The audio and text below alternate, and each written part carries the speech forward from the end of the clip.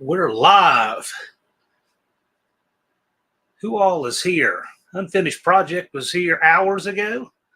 And Lars, Heavens Mopar Scott, Mrs. One-Eyed Cat, Bear Rose Garage, Engine Light Garage. Engine Light Garage, by the way, is running second in the No Name 500. He's at 412 subs.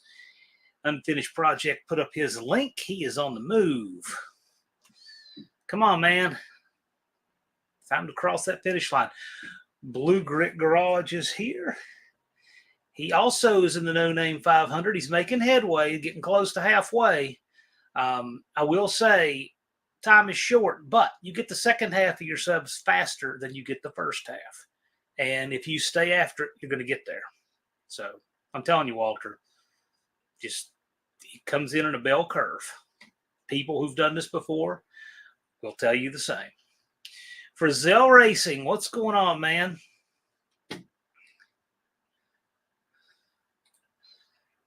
Ford man in the house there. Pure Pontiac Garage, Turbo Tom, Two Hacks Jeff, Victor's here. If by glorious week you mean unloading literally about a ton of parts from the back of the van, you would be correct. NSB Custom Cars, what's going on, gentlemen? Big Mike of the Hoopty Barn, Dennet Dreams, Michael, how's it going, sir? Dan E. Boyd, New Guy's Guitar. Mama M cubed to the third power 3, Colleen Tebow. How is it? Mohawk 62. Rabid Transit J. Rabid Transit J is not only the first person to ever register for the No Name Nationals ever, he's also, actually, I think he got beat by a few seconds on the banner announcement, but I believe he may be the first person to buy a banner. I'm not sure.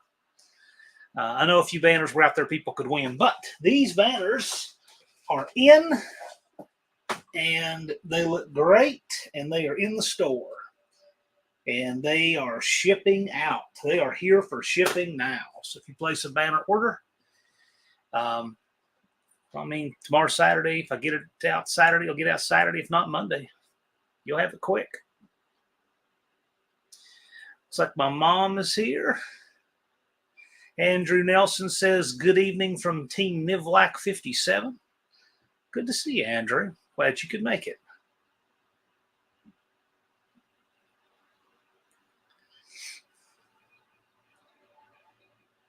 For a fellow who runs as efficiently as Andrew Nelson and the whole Nelson team do, it is truly an honor that he will hang out in our live.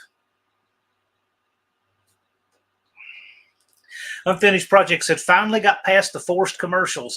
I don't know. I don't see them. What were the commercials this time, Unfinished Project? What were they? Jonathan Reed says 76 F100 looks awesome. Are you talking to Danny Boyd? He has a 76 F100. It's blue, a long bed, two-wheel drive. Looks a lot like yours. I believe, though, what he means is his 76 F100. We did a floor pan in it and some tin work in there and painted it all with POR. And did you get your seat and sill plates and all that good stuff back in it, Jonathan? I see Levi's Backyard Performance is in the house. Does nothing special. Does nothing special. What is that engine in your thumbnail picture there?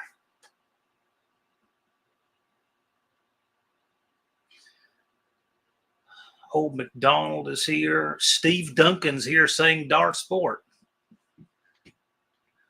Steve Duncan, I don't know how you do. I don't know how you mod over there. I stuck my head in a couple of times. It's like, man, dude, just like back away from your computer, Rich. Get some fresh air. There's Richard Belair. All kinds of new folks in here today. It's 352. Okay, cool. A friend of mine had 352 Ford trucks, and I believe there were 2 flatheads and a 352 FE engine.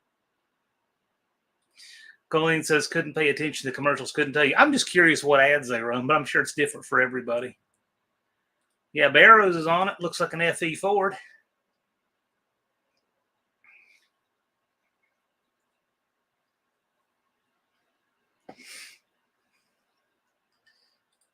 And really, as much as I use YouTube, I really probably should get the premium, but I don't mind. I don't mind if they do commercials.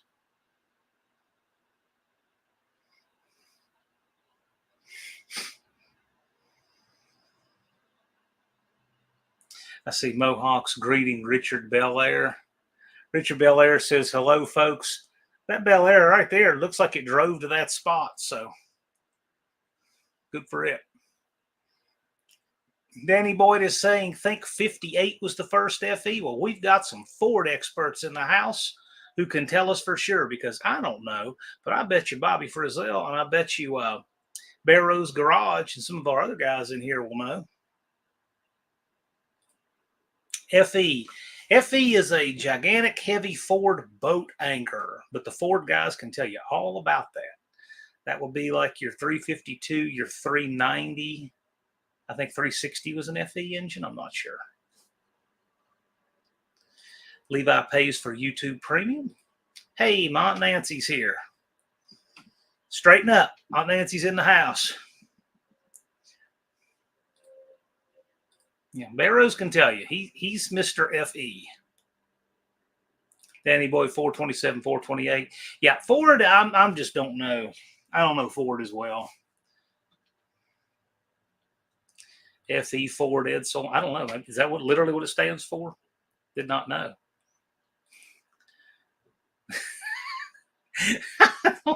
I don't know what's with all these, but it's mildly entertaining. Welcome. Every Ford is a boat anchor. Well, I'm not into Fords. You guys are into Fords? That's awesome. Blue Grit says, trying to figure out the YouTube thing. Posted a video with a Crossram 426 Super Stock Fury, Big Block Challengers, STL Blues Hockey, Barracuda and others.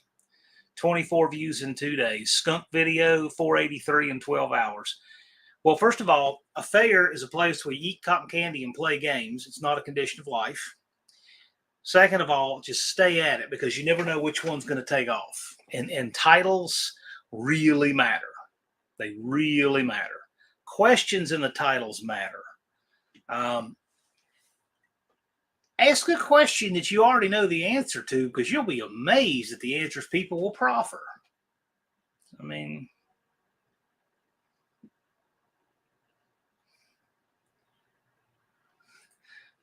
Tony says, love me an FE.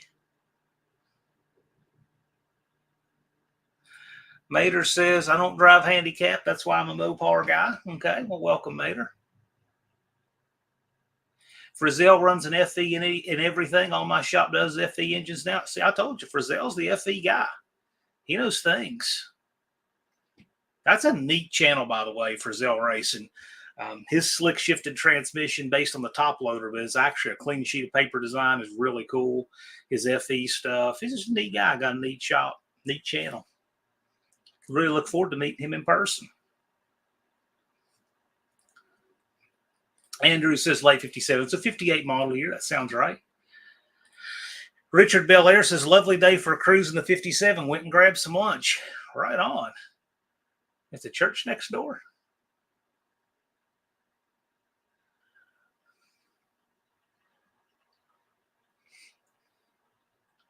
Levi says, FE stands for Ford Explorer or Ford Exploder for all you Mopar guys. You know, I've never seen a Ford Explorer with an FE engine, ever. I don't think I've ever seen a Ford Explorer with one in the front or the back of it. I don't know. Never looked, though. I had a friend that got this really good deal. I say that in quotes, on this old Ford Explorer, had a bunch of miles on it. You looked underneath of it and the rust looked like tree bark. You just shuddered and backed off. It's like, oh gosh, I don't care what's going on there. I don't want to work on it. And after a while, he figured out why it was so cheap. I think that thing $20'd him to death.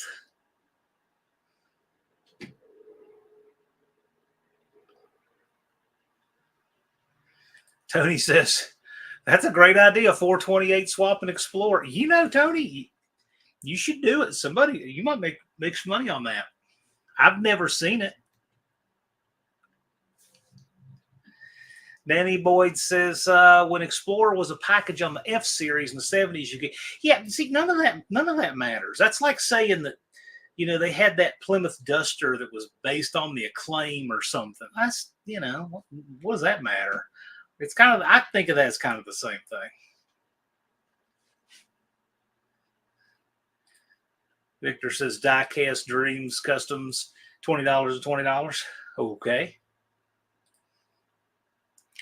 76 was the last year for the FE intro. Okay, well, I didn't know that. That is interesting. So what FEs were available in 76?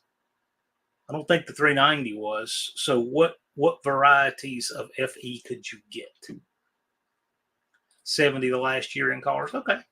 See, I learned all kinds of new things from you guys. I have a clue. Or the Valari Roadrunner. Yeah, that Roadrunner package. Okay, so since we have a fair number of Mopar guys in here, what did you guys? Okay, so everybody, of course. Okay, it depends how hardcore you are.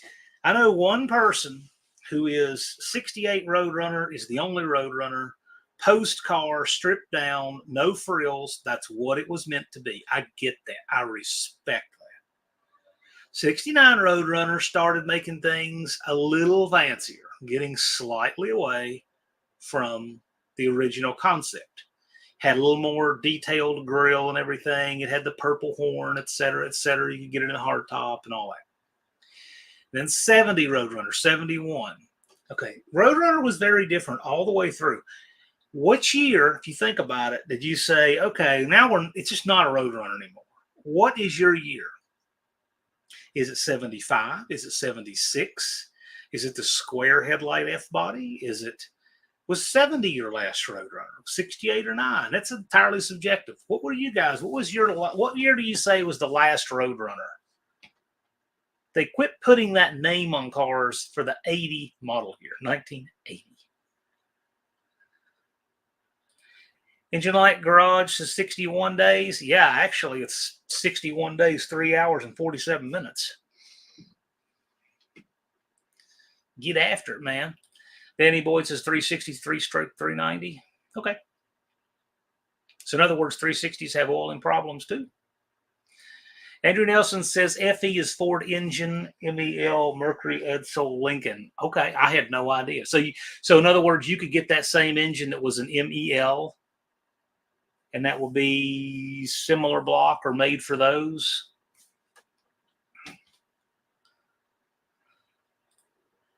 And then Tony's saying 352, 360, 390, 410. 410 was an Aldrin. I know a guy that had a Fairlane with a 410 in it.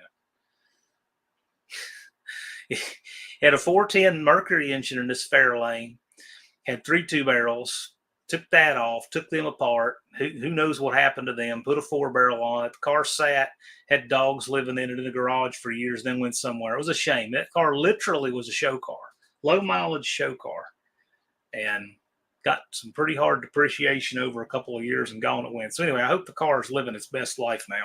I hope somebody put the 390 and 3 2-barrels back in it. Thumper says 75. So do you include the 75, that Cordoba looking deal for the Roadrunner? Old McDonald said Cordoba. Okay, so do you include the Cordoba, or is when they went to that, they said, no, that's not one? What's your thought there?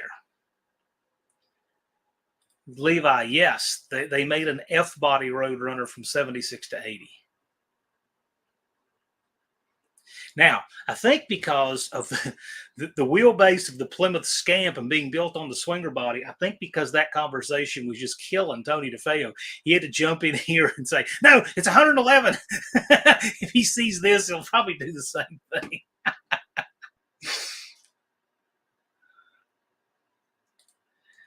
Cast Dreams. I got a 410 in my living room. Thought we were talking about guns. 410 shotguns aren't, although I think a 20 gauge is kind of, if you want a downsized shotgun, that's the one to go to. Barrows says Diggs Blue Grit's 9-inch video. Yes, the 9-inch rear end video that Blue Grit did was great. There's great content over there. I think once he gets his titles right and really just do the videos in pieces, like in sound bites, and I really think that you'll get a lot more audience out of it. 6th Street Garage, howdy you all. Old McDonald says, was the AMC 360 basically a Ford 352 or 390? No. Thumper says 360 and 390 blocks are essentially the same. So a 390 crank and rods make a 360 into a 390. A 428 crank makes it 410. Okay, gotcha. So a 410 is a small bore version of the 428. Brazil put a new pair of carburetors in the Galaxy. I'll tell you what, were they new? Did you buy them new? Because, man, that wasn't cheap. Carburetors are expensive. Andrew Nelson saying the 410 was a Mercury Marauder engine. That's cool.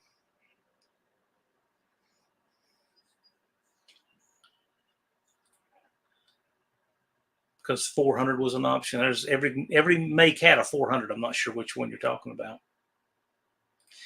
So Thumper says the 74 was overweight already, like the B body, the fuselage body, B body, but the Cordoba Magnum thing was fat girl with no power. Yeah, it was heavy Malaise era styling. Although those things, that 75 Roadrunner has a following to it. It really does. There was only one at Carlisle a few years ago. Only one. I only saw one. I don't think many of those got saved at all, but it had an interesting graphic on the back of the car. I don't know. I mean, I think people were smoking all kind of weird stuff designing those cars.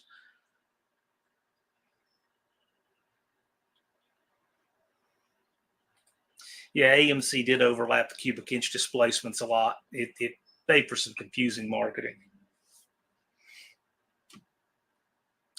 Ron English is here.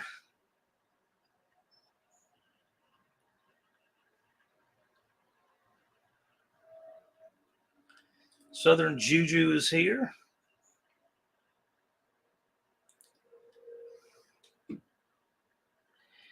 Faststang 89 says, hello, I heard on a live today that valve release pistons are to release the valves so they don't get stuck. Yeah, actually, I got that clip. That's a short that people should see. It's a fellow that we know insists that it is valve release, and he corrected a person who tried to tell him it was valve relief because he's never heard of a relief cut, and says that it is to release the piston. So anyway, I learned something new. I would think that, like Ross Pistons and all of these piston manufacturers wouldn't, but apparently they are incorrect.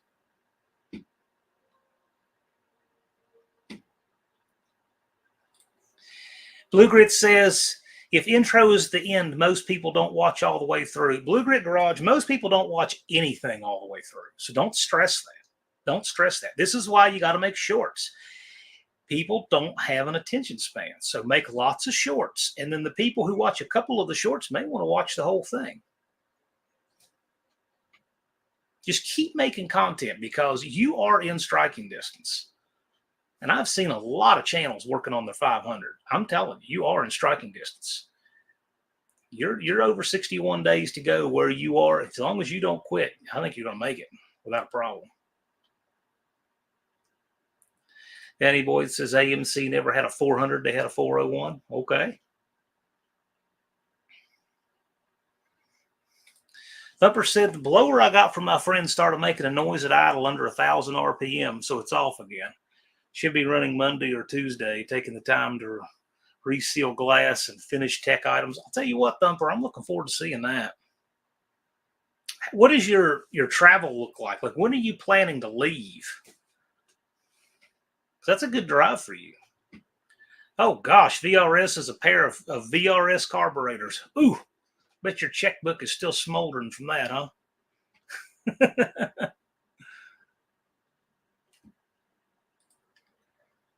Blue Grit says, I have to figure out to have a subscribe. You do have a subscribe button on every video.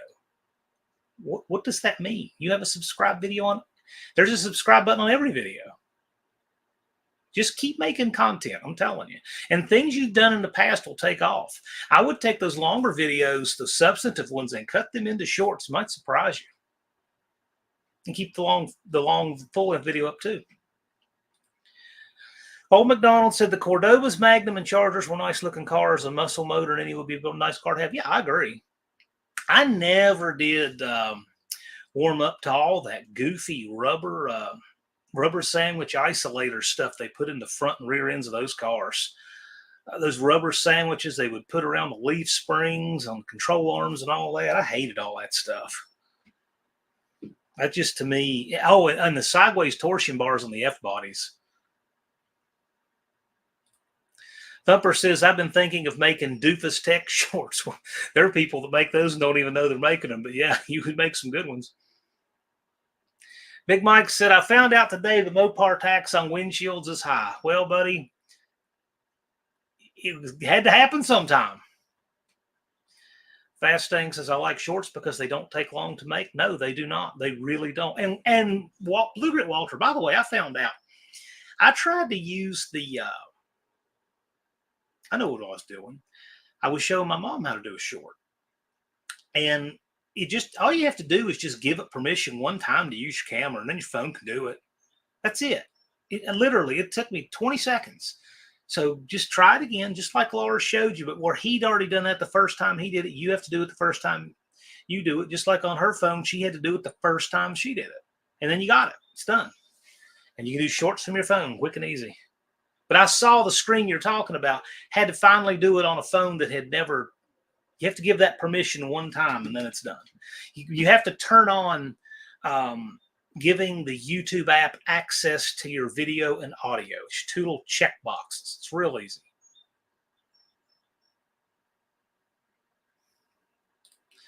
Diecast Dreams says, I know very little about the actual internal workings of an engine, but even I know that's not right. Yeah, well, you know what? We're all here learning. I had somebody describe it one time, like when it comes to the path of a martial lifestyle and understanding how to be a real operator with firearms and defensive tools and so forth. And it's not that we're not sorted like this. We're on the same path. It's just some of us are farther along the path than others. And as long as you're on that same good path, the path you want to be on, that's okay. Some people are ahead of you. Some people are behind you. And we're all working together. That's how that's supposed to work.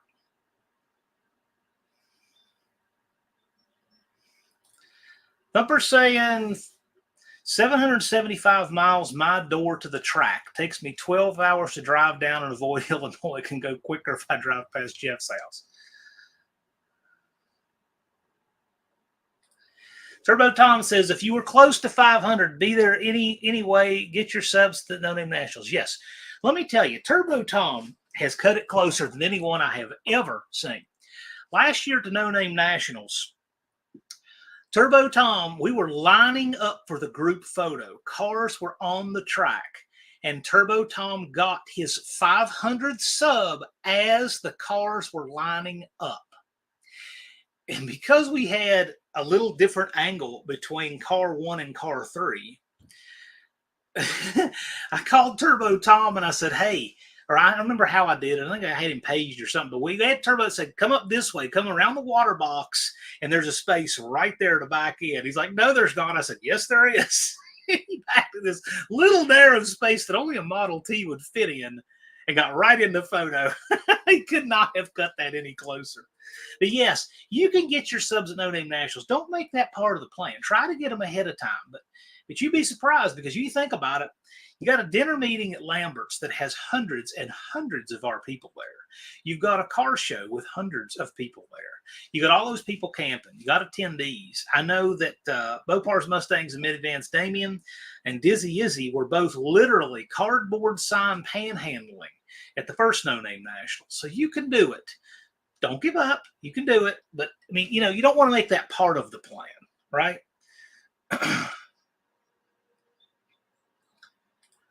Levi's saying, hoping to have my engine put together this weekend. Racing next month. Fingers crossed. Okay.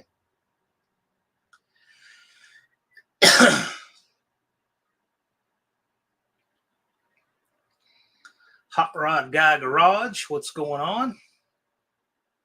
He's got a cool channel. There's a lot of these best channels you've never heard of wind up showing up in the No Name 500, and he's one of them. He's got a lot of good stuff going on over there. So some of those guys really wind up surprising us. I would put Russell in that category for sure. Barrows says, if I pre-register and show up for the No Name Nationals but come up short on the first day, if you cross the 500 mark on the second day, does that count for some call-out? Yeah, you cross 500, you're in. I would go so far as to say, if you don't have go ahead and get your car tacked so you don't waste any time. But yeah, of course. But here's the thing. If you wind up getting your 500 on day 2, just think about it. You will kick yourself knowing that when we always start this calendar with how many days on it? Usually it's around 265. And you're going to tell me that you hammered every one of those and still needed that one extra? No, you know full well, if you could do it by Saturday, you could do it by August. So, I mean, if that's how it works, that's how it works. Some people have that, but come on, man. Just make it happen, Captain. Every single person running the No Name 500 right now can make it. Every single one of them. Buick Smith has 100 and some subscribers. Mean Street Mopar is about 235. He's bogged down this last week. He was moving. But again, it's that daily shorts makes a difference. You will not be denied if you do that.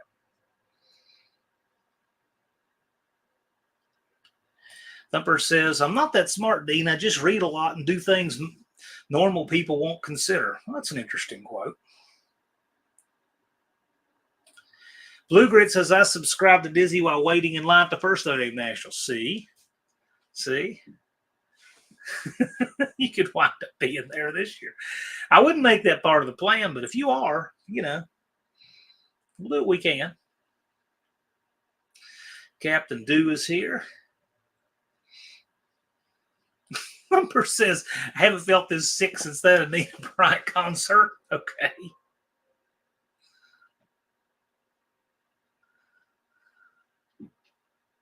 The only thing I know about Anita Bryant's what David Allen Coe thought of her.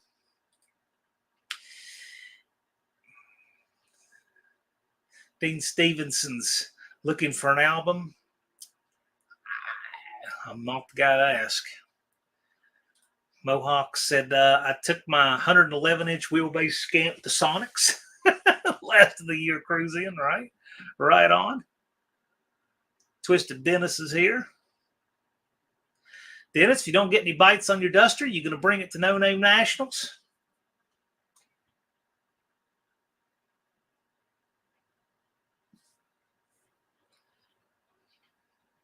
Andrew wants to know what engine Levi's doing.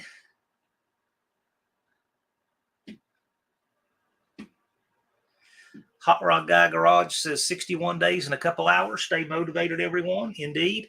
And I got to tell you, if you're still looking for subscribers, or if you're not doing that, let's just say you have a project, you're looking for motivation, go look at Russell's channel. If you're not subscribed, consider subscribing. Look at his content. He's one of those get stuff done guys. And goes without saying, the Nelsons are too. If you don't go over there and look at what they're doing, they don't inspire you, you don't have a pulse. Andrew Nelson, this is interesting.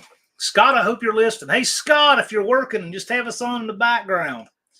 I want to see Heavens Mopar's Duster at No Name Nationals.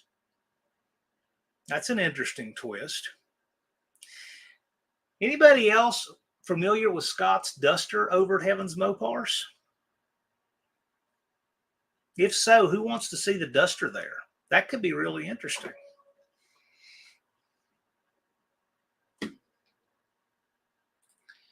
Levi says it's a 5.3 with some ring gap. Means he's going to pour some boost to it. That's what I read. Captain Dew said at least it's not getting any heat wave here, even with the house AC on low. It's been better the past couple of days. It hasn't been quite as raging hot. It's supposed to pour rain tomorrow, but tomorrow is going to be a big pressure wash day for me. I still may get out in the rain and pressure wash.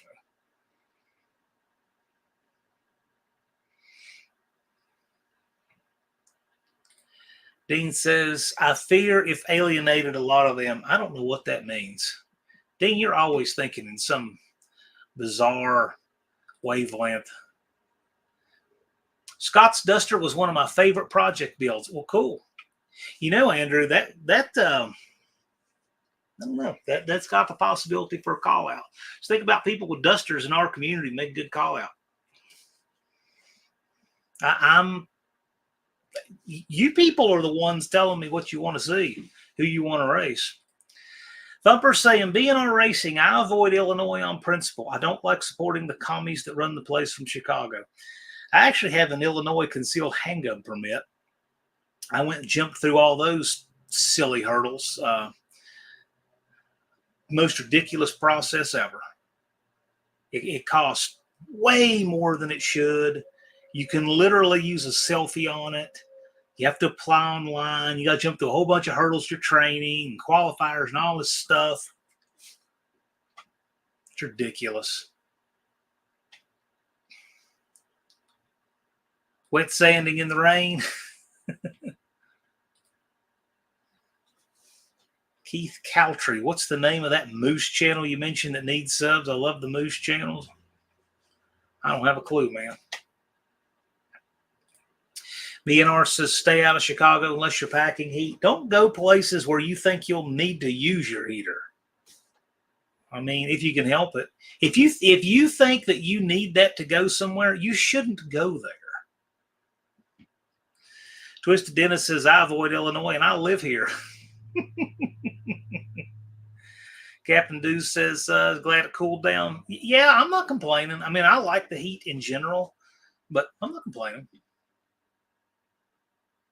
Mopar channel. What's the name of the Mopar channel? Mention these subs. Love Mopar channel. There's a lot of Mopar channels. I will say the No Name 500, the guys who are registered for the No Name 500, and they have made that level of commitment just to register, they're all listed on my channel. Everybody who's currently running in it. You'll also see a list of alumni, people who have graduated from the No Name 500. But yeah, that list is current. You can see it. Barrows says, I think it's easier to get an FFL than it is to get a CCW in Illinois and California. Well, Illinois isn't easy, but I wouldn't want to do the FFL. Yuck. Maybe. Andrew says, if anyone is near Killcare Dragway in Ohio on July 28th, stop by the 4200 Nationals. We'll be there. That sounds really cool, actually.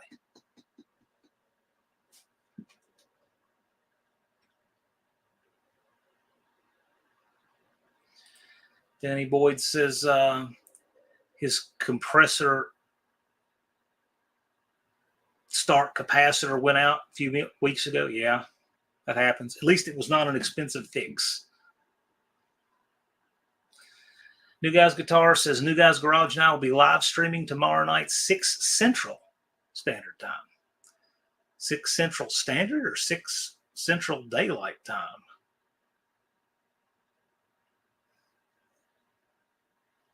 Did you say 6 Central? Because the Standard now throws it off. Big Mike says, I'm going to have to get beat by Buck again or Rick or Austin. Okay. What's FFL? Federal Firearms License.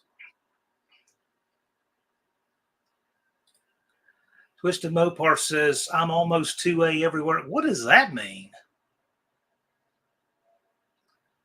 I have a natural right to self-defense regardless of whether I'm traveling a place that denies it or not.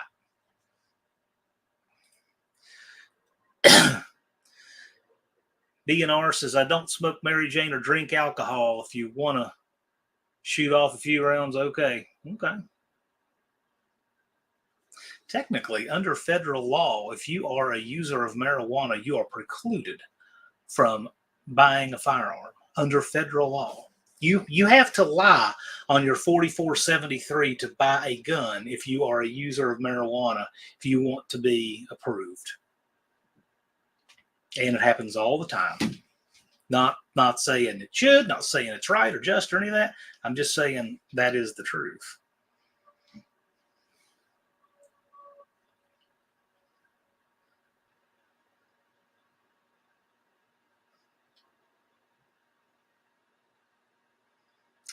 Mexican Spec is in here. How's it going? Buck Does It and Team Nivlac 57 will be at Maple Grove tomorrow for the flea market. Stop by. Man, that does sound like a bunch of fun. I wish I was in a little bit better position to get away more this summer, but that is okay. Fortunately, I'm going to see just about all of you guys in September, and I'm excited about that.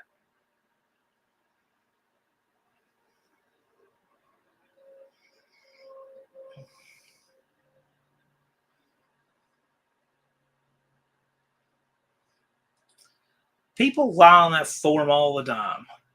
I don't know.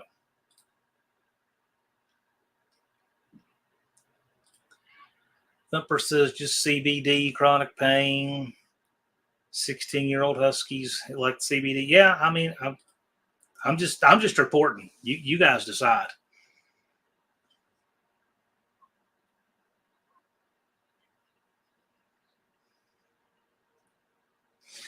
Thumper's telling B&R, well, let's do it next year. You bring the Trans Am. I agree.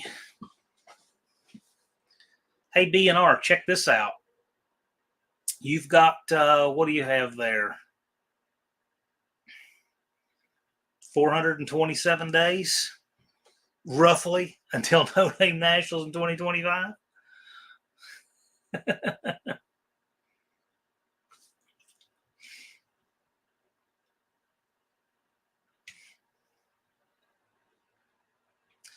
Max Wedge, Dick Dastardly is here. How's it going, sir?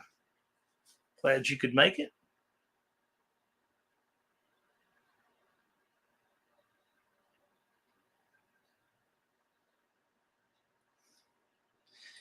Mean Street Mopar is here. Mean Street, you're at 235, and you're starting to stall out on subs. Come on, man. Keep it rolling. You are in striking distance. You are practically halfway there, and you get the second half faster than the first. Keep it rolling.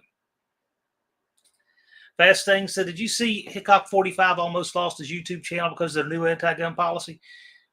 The fact of the matter is YouTube doesn't want anything to do with guns or conservative white men or anything like that on their platform. And so they tolerate us to varying degrees. I've got lots of firearm videos, and I've just made them all either private or unlisted because, eventually they're just going to come for everyone and everything you can do. I had a friend that I know lost a 340,000 monetized, 340,000 subscriber monetized YouTube channel over the stupidest things that were not a violation of policy at all. They just didn't like it. He's a firearm trainer, had a class for some Girl Scouts to earn their merit badges in rifle, completely legitimate. And because he had a video of the class, YouTube canned him. And he lost a 340,000 sub monetized channel. Look how much money that is. The bottom line is YouTube, if they don't like your politics or your person, they're going to do what they're going to do. So I don't do any gun content on YouTube. I put up, silly stuff like you shooting some steel or something, but that's about it.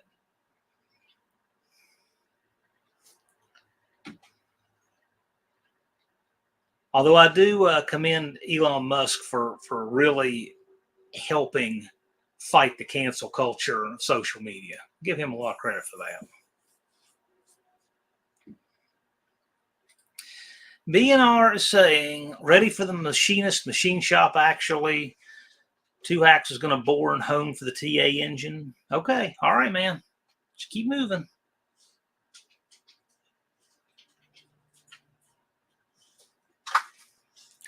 Yeah, I think when it comes to YouTube, I think anybody that has any kind of conservative values, you're just on borrowed time. They're just picking off the people they want out of here first. It's really all there is to it. Anybody who thinks they're safe because they don't do this or don't do that, utter nonsense. The line of their ideals just is going to move behind you one day. So don't get complacent and say, well, sucks to be him. Because guess what? They're coming for you too.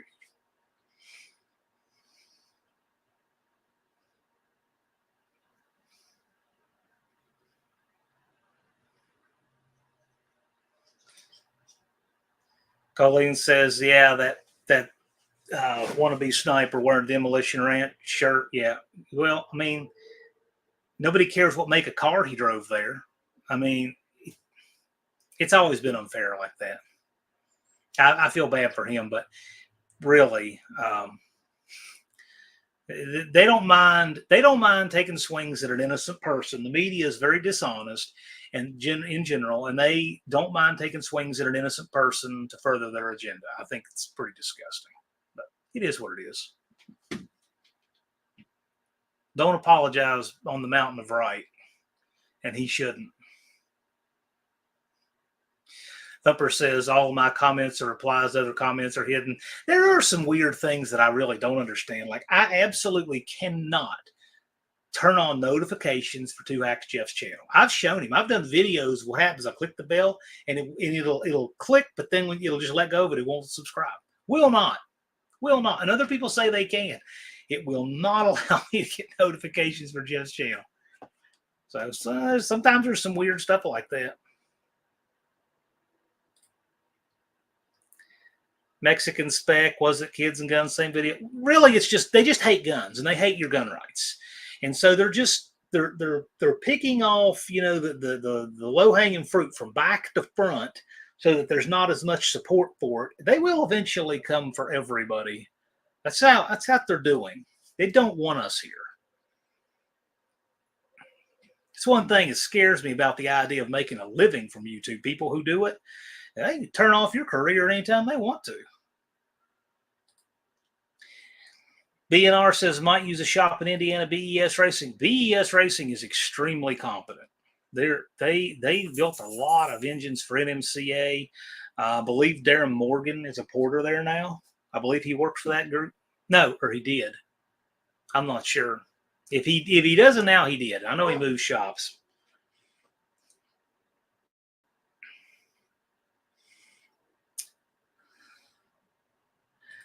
Landon said my pop-up camper video exploded, 34,000 views in 48 hours and 78 subs. Yeah, that can happen. Oh, Rich 220 should do a video of his camper. He should do a tour of it. People would like to see it. Zero G Mopars, how's it going, sir? Glad you could get here. I'm either old, fat, and lazy, or have long COVID. The symptoms are the same. Well, welcome. I'm glad you're here. Hopefully you can hang out and relax a while.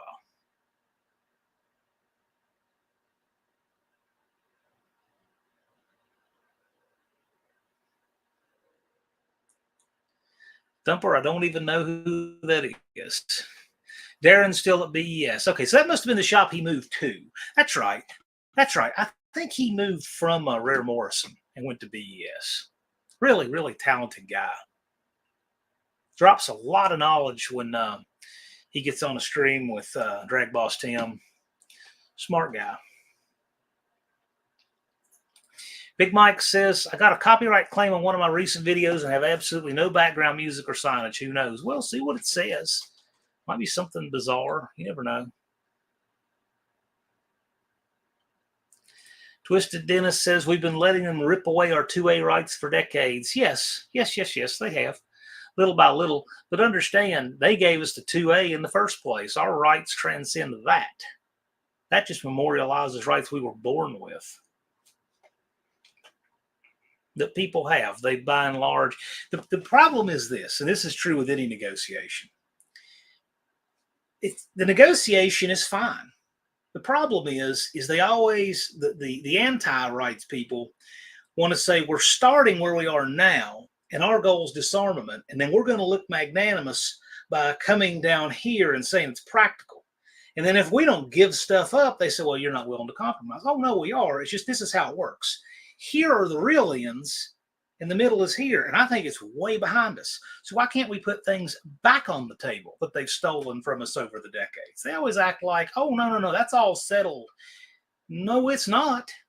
So the debate about this is very disingenuous and it's dishonest. And I've been in those circles for a very long time, and I can tell you, they're not good, honest people, well-meaning people. They are not. Zero G Mopar says, "Hi all, keep up the No Name Nationals." Indeed, we are. Love to have you there.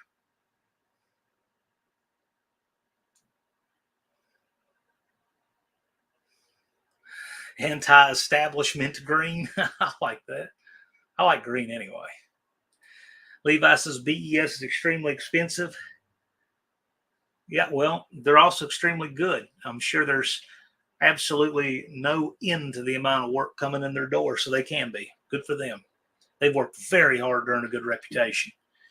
I remember them in NMCA a long time ago, and they're a hard-working bunch over there.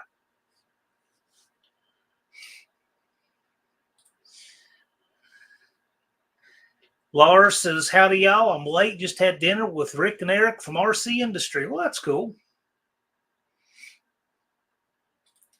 So Thumper's saying that this Fulper guy is in California. He assembles Pontiac engines, other people machine, is soundly not trusted and loathed in our small Pontiac world. Okay, well, those are everywhere. Doesn't sound like any guy I've ever heard of or wanted to engage or anything, and doesn't sound like I'm the least bit motivated to now.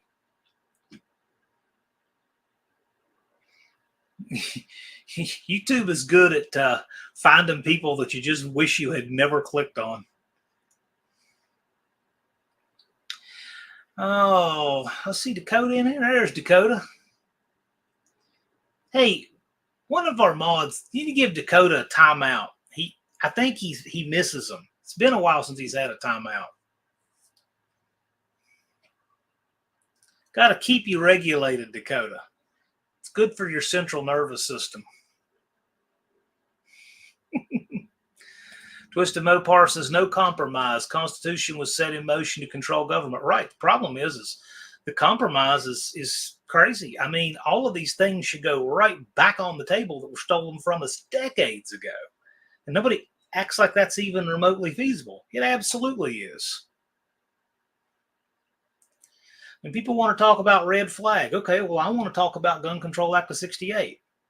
They act like, oh, that's unthinkable. We can't possibly revisit that. What do you mean we can't revisit that? Sure can.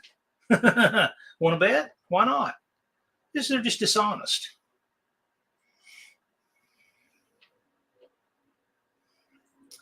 Fulper has the opposite reputation of Butler. Oh, well, that says a lot. I don't know who KRE is, but I have certainly heard of Butler. My soapbox. Dude, I'm an executive member of ECDL, been a member of them for 20 years. I've literally now seen a generation of change here in Virginia. I get you, man. I know what's going on.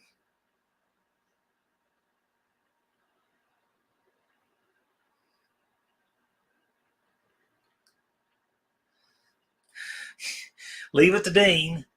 Darren Morgan must be the richest bellhop ever because he's a porter. Lars swinging the wrench, timing out Dakota. Thank you, Lars. Dakota will be back at 8:52. I'm telling you, it needs needed to happen, didn't it, Colleen? How's it going, Dust Devil Brian?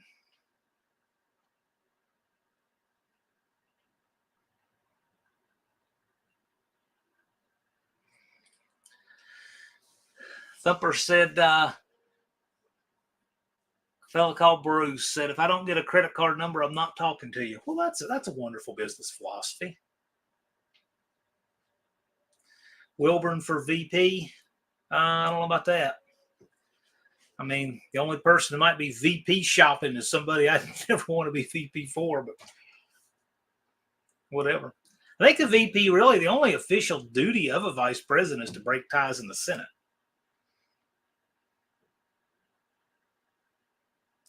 Repeal the NFA in 1934? 100%. Absolutely. That has been used and abused, and it needs to go.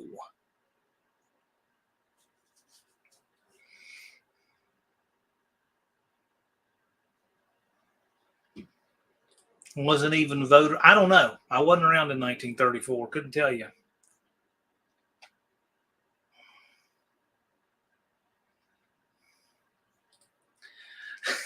Finished project. Thump Kubota orange. I don't know the context of that, but I like it. Just gives me funny visions. Yeah, I heard a story of a woman who left a weapon in the car. Yeah, okay. So this would be at Luby's Cafeteria in 1991 is when that happened. Susanna Hupp, I believe, was her name. And she left her gun in her pickup truck because the restaurant served alcohol, didn't allow it in there.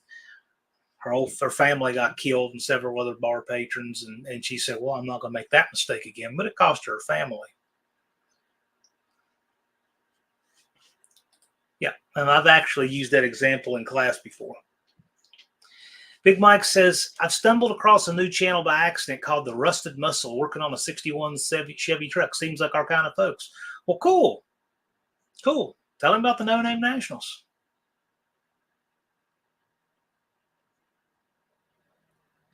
Thumper said Kubota orange with pearl added, of course. Why not? Captain Dew says, one good thing I like for summer season is losing weight. Lost a few pounds in a month. It's my last clinic visit. At least I keep it away from going 300 pounds. Yeah. Yeah. But remember, a lot of that's just sweat. So but keep it up. Take what you can get. NSB says, took our boss to the airport today and all the flights out of Daytona were canceled due to some hackers. Hope nobody has a flight plan the next couple of days. I think I have yet to get the whatever that thing is, that enhanced whatever on your driver's license. Andrew Nelson said, and make the border safe. We saw how that went. We could privatize border security and it will be free and effective tomorrow. They don't want a safe border.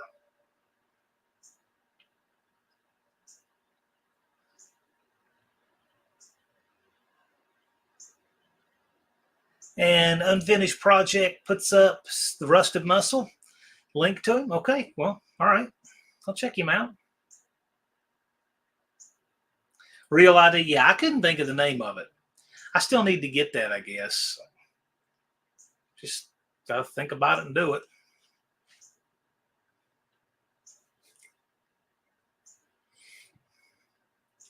Auto Salvage Outlaw says, we need to go back to the 1930s and do away with a bunch of laws. Yes. You know what? I would love to see somebody run for office that says, I'm running solely on the platform of repealing laws. I think that would be fantastic. Say, I'm not going to pass anything new. All I'm going to do is get rid of old. That just sounds great. I mean, there's a whole career worth of stuff that just needs to be repealed.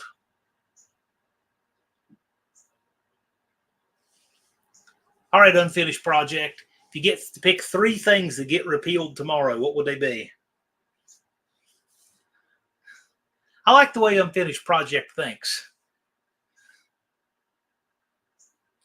Real ID apparently gave us a fake one the first time. Yeah, maybe so. Those are at you.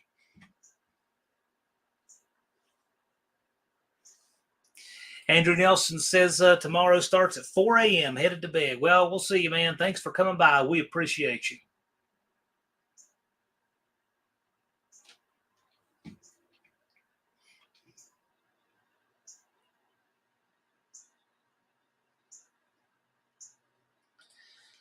Auto Salvage Outlaws thinks if you're ID'd for beer, you should be ID'd for voting. Okay. Thumper saying repeal the 16th, 19th Amendments in NFA. Can't think what those 2 amendments are off the top of my head, but NFA, absolutely. One thing I really hate that they did with the 13th Amendment is that everybody knows the 13th Amendment outlawing slavery, and nobody talks about the other thing, is that when they started adding that blank check of congressional authority on the end of every amendment, beginning with that one. And if you go back and look, they all end in that, this big blank check of congressional authority. I think that was just a bad thing, a bad precedent to get started.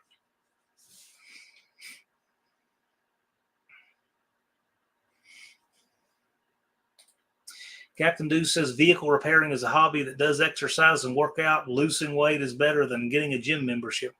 Okay.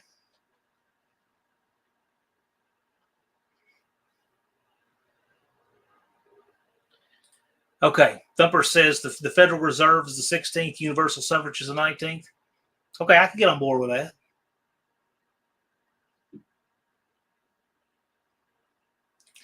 Old McDonald has said, get rid of the federal income tax, NFA, and United Nations. Check, check, check. Good with all that.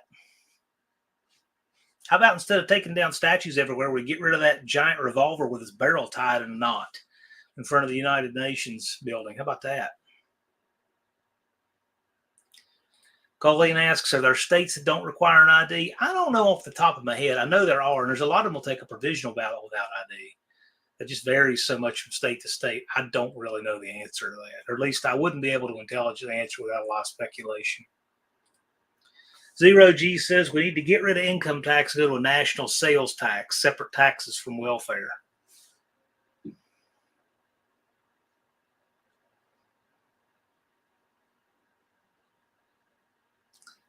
BNR says second shooter. I don't know anything about that. One thing I don't like to get into is conjecture and conspiracy.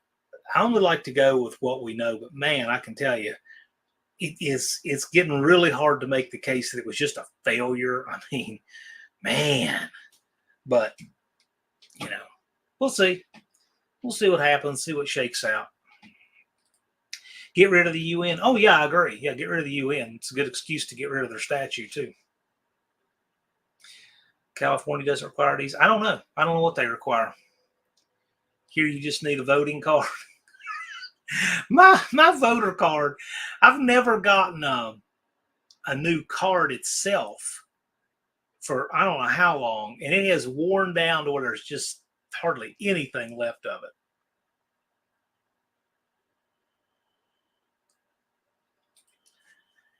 Mexican Spec says Mexico charges 16% tax on everything. You pay rent on your house, you pay 16% tax on that too. Ugh.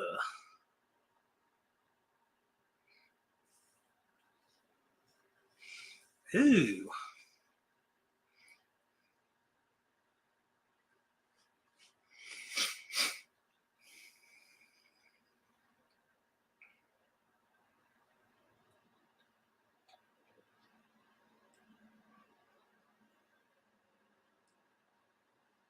Yeah, my favorite thing in movies was the UN in the movie Live and Let Die, the opening of Live and Let Die. And if you haven't seen that, you should check it out. The opening scene. Two Hacks is saying no income tax, term limits, and no more insider trading among Congress. Okay, that's some worthy things right there. Two Hacks appears as an indirect connection. Jason wakes up. What's up, man?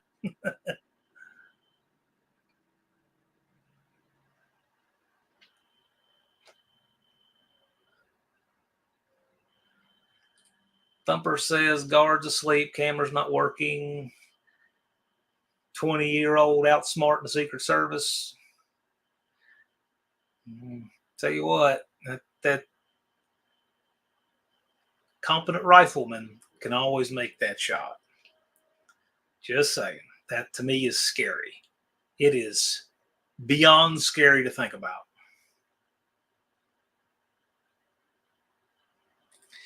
Colleen says, don't know what it's called, but if I buy a pool and pay taxes while purchasing it, why are you going to tax me every year for having it?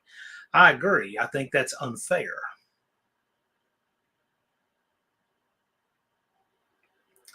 Big Mike says, get rid of Federal Reserve and go back to gold standard. Oh, man, we're so far past that. My gosh, could you imagine?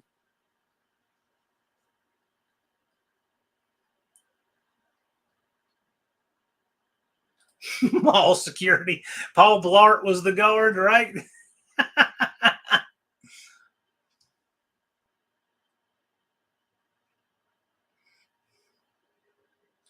150 is an iron sight. Yeah.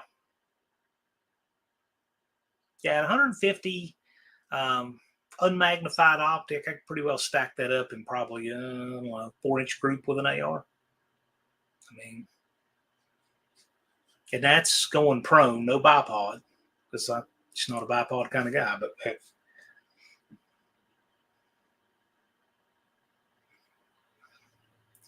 with a real purpose-made rifle like a Remington 700 fixed stem power scope, you can pick which shirt button or something like that. Point is that we're just very fortunate that he didn't have any training, because that just, oh my, frightening to think of. So glad that failure wasn't worse. So Unfinished says it doesn't matter about 3 laws. It's a big club and you ain't in it, according to Carlin. Right. But if you could pick 3 things to get rid of tomorrow, Unfinished Project, what would you do? That's how JFK, well, Oswald could shoot. That dude could shoot. He's the only one of these people that ever really had any ability. That guy in the 60s in Texas, he had some ability, some. Oswald was definitely by far the most skilled. Just having a purely administrative discussion about it. Sometimes we have to study these things, in classes we've taken, just to see, where our skills were with what other people can do, with how much training they have, and so forth and so on. Pretty frightening.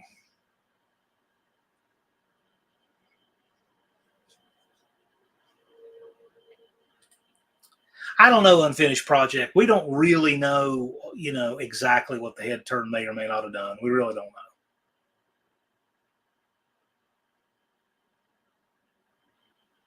I mean, I wasn't lining. Frankly, I'll tell you the truth. If you weren't the one using those sites, you don't really know. Yeah, we're in, 308, but yeah, of course. Yeah.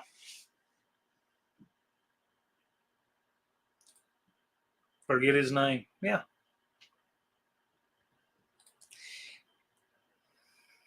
Captain Deuce said, if you want to carry a gun, make sure it only load as my lucky number is 6. All I need. Well, okay. All right. Well, you can be a revolver guy. I prefer to live in the 19th century.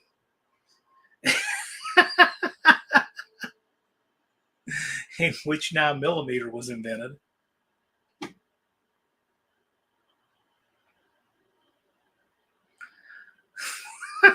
Jeff. Yeah, no kidding. No kidding. That would have been ugly.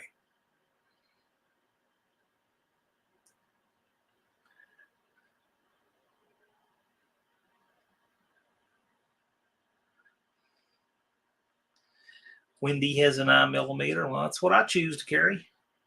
You carry any caliber I want. That's what I choose. Got to tell you, George Luger had a winner. It's never become obsolete. And I believe 1898 is when he first came out with that.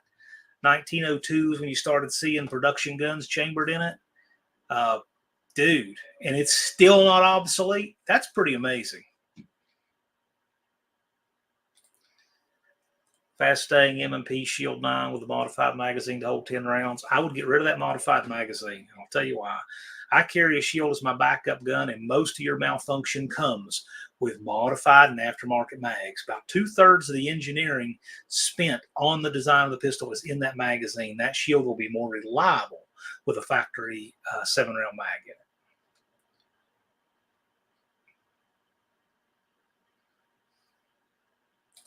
Max Wedge 94. Yeah. Oh, yeah.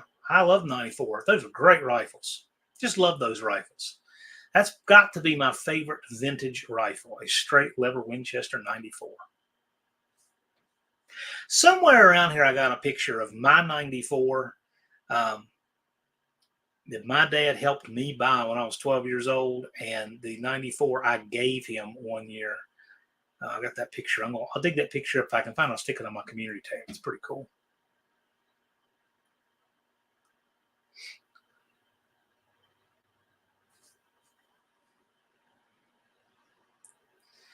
Unfinished Project says 0.354. I think it's technically what it's listed at is 0.356. Supposedly about the same as the 357. 38. It's weird. It really is.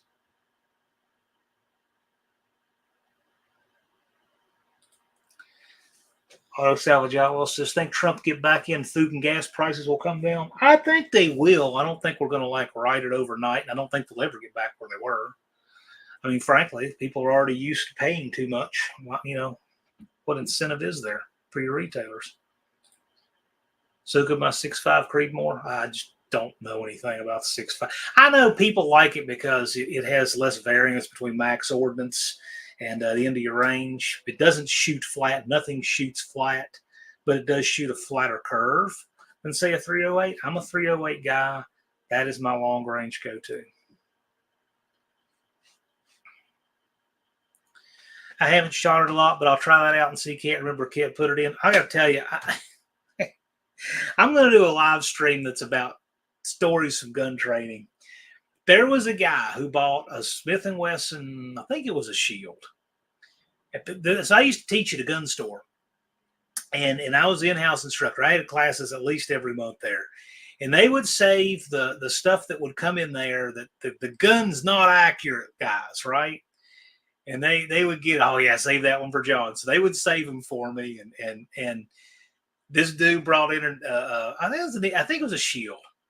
Anyway, he said 7 yards on a bench rest. He said the sights are adjusted all the way to the right, and it still shoots all the way. And his target literally looked like he hit it with a shotgun at 25 yards, right? And so I took it out and made a group, and it made a group at 7 yards, unsupported, standing. It made a group on, I don't know, about a nickel or quarter, but it was high and to the right because that's where he put the sights, right? And so sent it back. Joel put the sights where they're supposed to be, did it on a laser, made another group, stacked them up in the middle. And then they took pictures of both. They attached a target to his paperwork and said, the gun is now fixed. To fix the problem, take this class. and the guy, he did take the class, and he got a whole lot better, and he was happy. He was all good. We got a lot of funny stories like that, but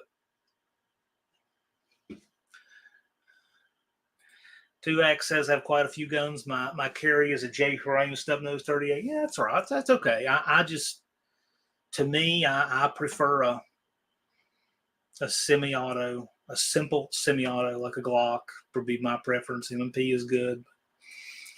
I prefer the Glock. Dust Devil says, thank God the left can't aim and the right don't riot. Okay.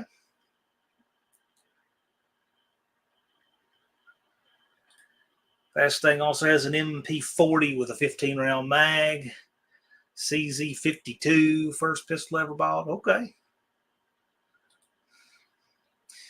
Thumper's EDC is a Springfield XDS in 45. That sounds like a Thumper type gun right there.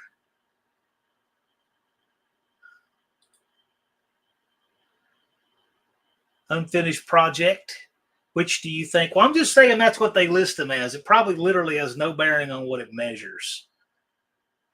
And don't forget, you do have to have a clearance in there for it to work. It's the deformation of the slug itself under pressure that's what seals it on the riflings, and it goes out the end of the bore. But it's not going to feed right if it's too tight.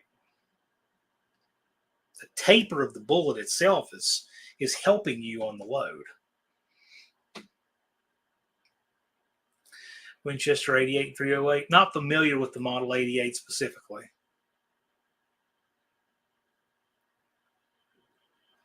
.762 Tokarev. My uncle likes that Tokarev round because it's nasty looking. The .762 Tokarev is kind of like an ancient version of a 357 SIG. It's kind of what it is. Remington, yeah. So I like a Remington 700 rifle. I really do. I have a Remington 870. That's my shotgun. I got to say, though, if I'm being completely honest, the Mossberg 590 is really hard to beat. If I had to make a recommendation one over the other, I'd probably give the 590 a nod slightly over the 870, even though both are great, and you can't really go wrong. Thumper says it's real easy to louse up firing a pistol. Sure it is. That's why you get training. Clint Street Machines. Hello, everyone. Hello, Mr. Owen. Well, hello, Clint. What's up? Fast Thing 89. What do you think of AHRA Precision? Built an AR-10 with their stuff. AHRA is great. When we taught the carbine workshop, we would use AHRA. Good stuff. With your AR-10, make sure you have the right buffer. The wrong buffer will cause you problems galore. Because the AR-10 was never a mil-spec rifle. And so it didn't get the same amount of development. So it's more incumbent upon the builder to make sure the parts are matched right.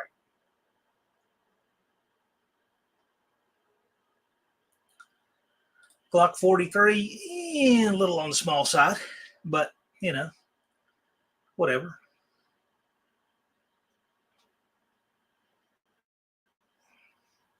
I just kind of think full-grown man, G19. I carry 17 every day, but the 19 cuts off that little bit of excess, but really that's my primary go-to. Max Wedge Dick Dastardly's son-in-law is a 460 Smith & Wesson. I've shot stuff like that, man. Just, okay. Zero G says a Model 88 is a lever action. Cool. Oh, okay. So it's a lever action with a detachable magazine? That'd be wild. Does Nothing Special says North Carolina Highway Patrol carries 357 SIGs. Great success. I got to tell you, I can hear the difference in volume between a 357 SIG and either a 9 or a 40. They are loud. And I think it's because of, I don't know, I think it has something to do with the velocity they come out because they got that neck down slug. I don't really know, but I know one thing. They are loud. You can always hear a difference. I've heard them on the range. I bet that's one of those. You walk up. Sure enough, it is. Captain Deuce said Winchester ammo for shotgun is loud and kick hard. Shoot whatever your shotgun patterns best. And generally, that's going to be the tightest. Give you the most control. So, you know, if you say you shoot a few different brands and one of them patterns a little tighter at, say, 10 or 12 yards, that's probably what you should run. And that's assuming it's a pump or something. If you have a shotgun that's semi-auto, well, now you got another concern. You got to make sure it cycles. Big Mike says it's amazing how much value the SKS has gained. They used to be $60 to punch. Oh, I remember when those things were $39 in Cosmoline crates at the gun show, just stacks of them. Fast Thing said bought a Viper 12 too. Yeah, I'm just, you know, I'm simpler now. I'm not a collector. I like stuff I can operate with. 1911 for ADC, yeah. If you're going to carry a 1911, make sure that thing is fitted well. Those things they have 3 times more parts than a Glock, and they have bad about having a tolerance stack problem. So make sure your extractor is tuned. Make sure your slide and everything are fitted on it. Very important on those guns. They each have more parts. And you got to do a few more things to lubricate them too. Like one thing I didn't know you were supposed to do that I was training one time was to put a drop of oil on the hammer and let it run down there. Just one of those things I just didn't know you needed to do on them. But they can be good guns, but that's what you need to do.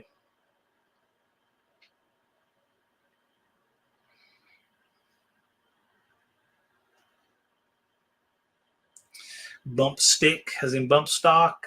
Those are a parlor trick. They are what they are. Fitted Dreams is a 19X, but it's too hard to conceal. Why? The 19X is just a Model 17 with a shorter barrel. That's what I carry every day. If you have the right holster, go to NSR Tactical, Dave White over there, and get an inside waistband holster for that thing. Get a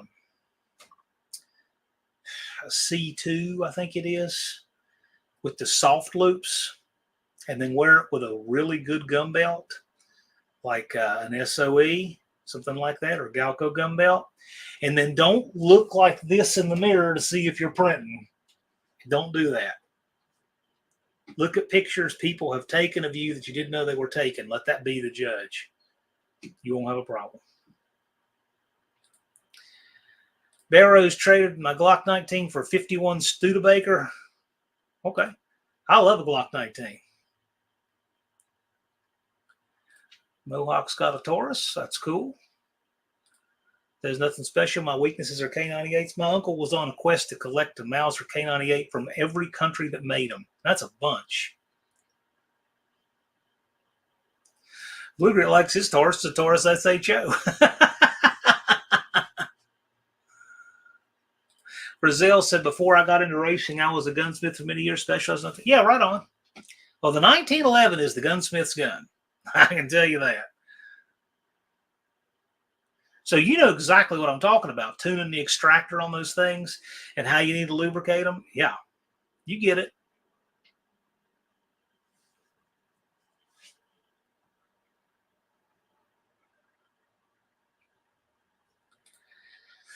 Unfinished everyday carries, an Ozark Trail 7-inch fixed blade model 8607 inside 21 feet. Watch out.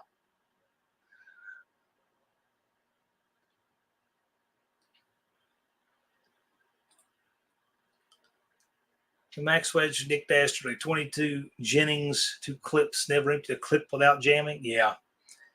Yeah, your life's worth more than that. That stuff, it's cool old novelty junk, but we never want to create illusions that it's dependable.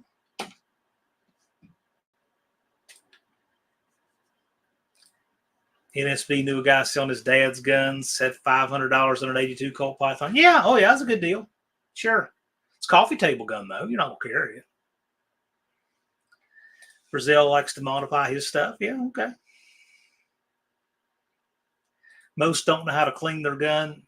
Most don't know how to shoot their gun. And most people that have negligent discharges to dinner table always say, well, I was cleaning it, because they were just screwing around with it, playing with the gun. And they always say they were cleaning it. I've never seen so many people talk about, they always use that as a cover story when they have an ND because they don't know how to handle their firearm. I know a judge who's had 2 NDs in his house.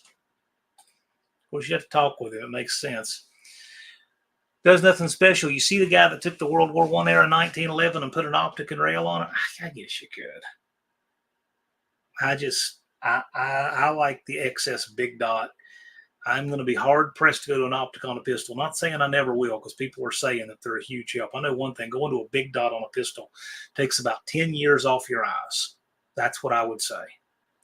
And so who knows? There may be a time when I go to an optic on a pistol, but so far I have never been able to get used to having that co-witness dot. It just, I can't do it yet. Zero G said his father was a machinist and machine parts for 1911 Gold Cup. Yeah. Not really my style. Whatever floats your boat.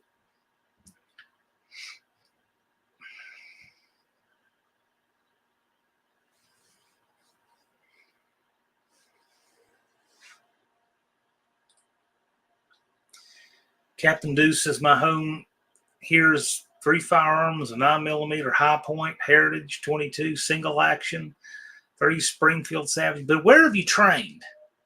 Where have you taken your training, Captain Deuce? Don't be the guy with 12 guns and no training classes. Be the guy with 2 guns and 10 training classes. Be that guy.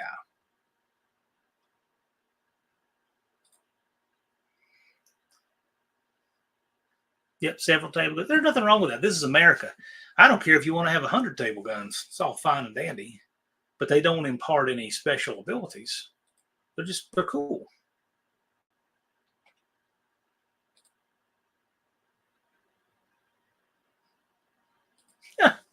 NSB says, we start shooting a Smith & Wesson 500, we get a visit from the RSO. For those who don't know what an RSO is, a range safety officer. Most of the people who want to be an RSO are Karens. They're like homeowners association people most of the time.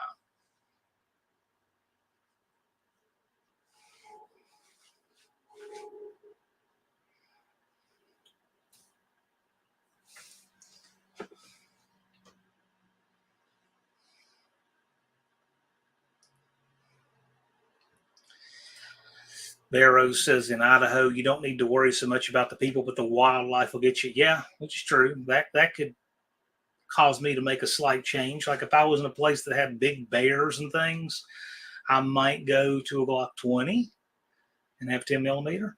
Could. We trained at the same place. Yeah, Cave Dave has, because I know he's a tactical response alum. So Cave Dave is legit. Copa's here says, nice shirt. I am rocking the CRT valve body shirt. Two things I highly recommend. Training classes at Tactical Response in Camden, Tennessee, and valve bodies for Cope Racing Transmissions.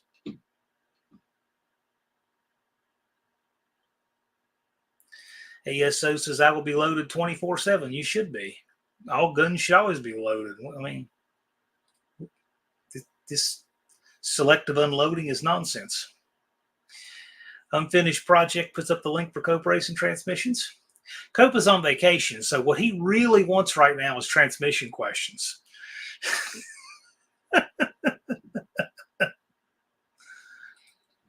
Colleen says, my grandma's neighbor was cleaning a rifle in the living room. Okay, there's the cover story. It fired through the couch and wall in the dining room. You see, okay, it was always cleaning it. Can't just be was messing around with it. Yeah, no. Cope wants your most esoteric 904 questions. See, Cope comes in the chat and Tony wakes up. See how that works? Does nothing special. Said a gun dealer in Mount Airy told me he bought a 357 Smith from an old lady. Heard a noise, cocked it, couldn't figure out how to decock it. She stuck the muzzle down in the toilet. Oh gosh, get training. Training solves all that nonsense. Unfinished Project says relaxing at the cottage. There you go. There was a dude, like I said, I won't do it on a Friday night, but some Friday, not that we haven't completely overloaded this one with gun stuff. I want to do some other off night, do one just on funny training stories. There was a dude for an alumni weekend at Tactical Response who had an ND in a hotel room, and he shot the toilet. Now the toilet is a nice piece of cover because it's porcelain, right? So it makes good cover. But the dude was also a plumber. And so he just ran out and replaced the toilet. And he didn't get the color just right. And housekeeping noticed the color was different. Oh, gosh.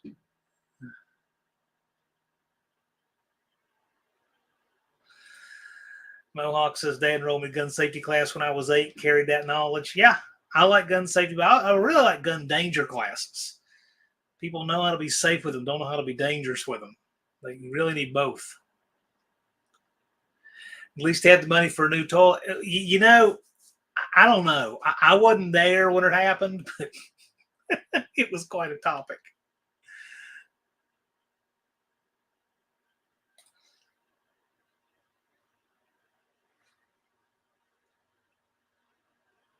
That's an interesting question, Jay.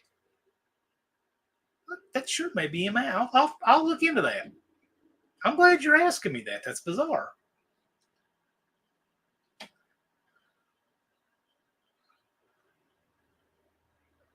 Needed to laugh today. I'm glad nobody got hurt.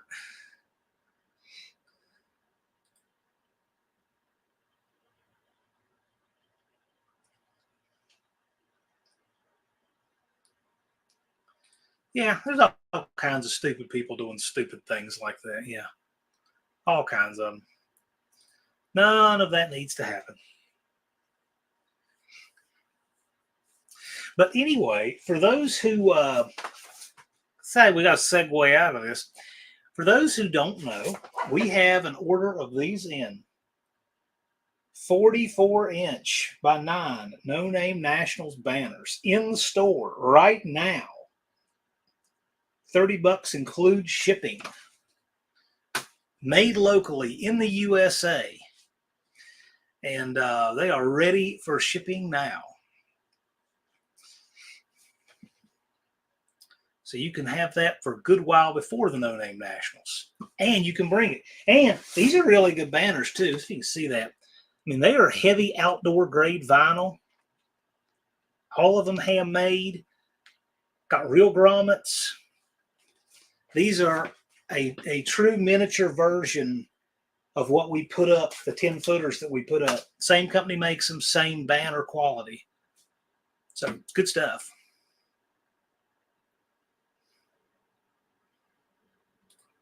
Unfinished project. Let me tell you, now when he gives something his nod, you know that's legit. He said they are quality banners. I had one in my hands. Ooh. Max Wedge Dick Dasher says mine's already on the garage door. Yeah, several people had the opportunity to win these before they could buy them, but they're in the store now. So let's sell them out. Let me get a new run of them to bring to Sykeston.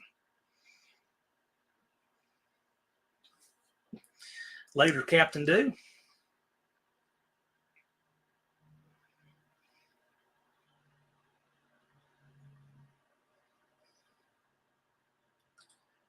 Yeah, they are good banners. Single-sided, outdoor quality. Of course, you can hang them inside for outdoor quality. The banner is actually made to fit on JB's garage door, but it's pretty universal. You can put them where you want to, but just know that JB's garage door panels are exactly that size.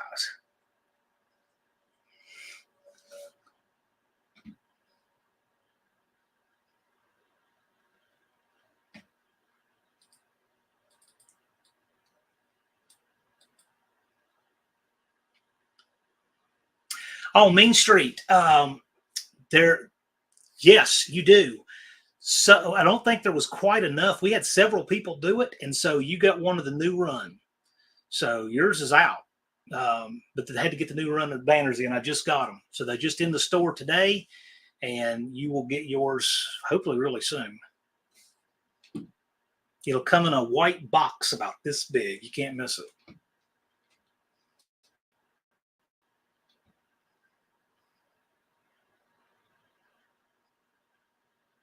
Dawn is here. By the countdown I see is my day. Indeed it is. It's 62. Yeah, go check out Main Street Mopar.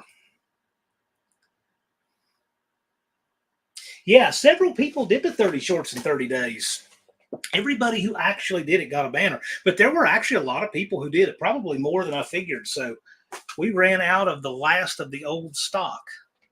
It's a good problem to have, but we have several more, and I think all but a couple of those are out now. Indirect Connection says, I'm still doing shorts. I think I'll do them until I run out of them. Cool. Jason's staying on it. He's crossed the finish line and keep on going. Jason is he's the first person, I don't say the only, he's the first person, actually the second person, but the first person to start a channel, or the first person to take 2 channels. Yeah, he's the first person to take 2 channels across 500 subs for the No Name Nationals. Second person to start a second channel after you had your subs and get it.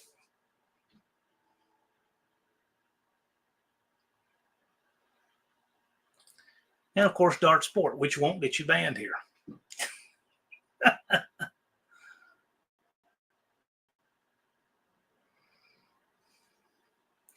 Auto Salvage Outlaws tried to do 30 shorts. I guess health interfered a little bit with some of those.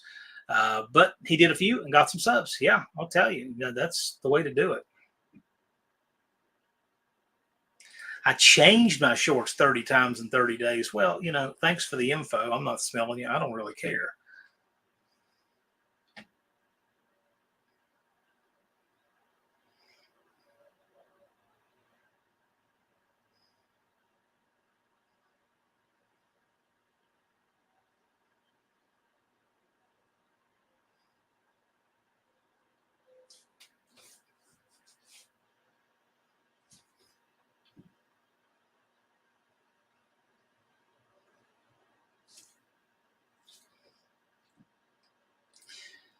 Dean says you can rely on AI to really mess up requires a computer.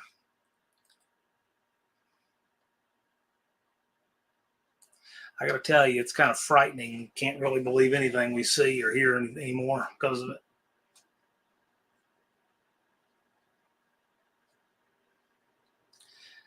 So Don got 50 some subs, just did a run of them. Didn't do all 30. Well, Don didn't have to. He's got that luxury.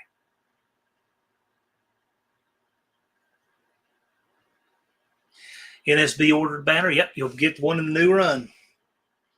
Cool, man.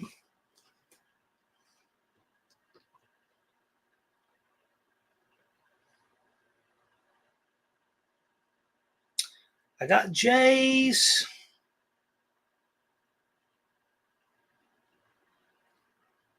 I don't see it yet, Lee.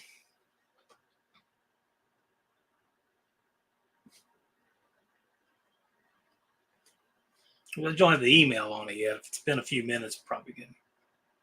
And if it winds up screwing up and coming twice, I can certainly process refunds. It's not a problem.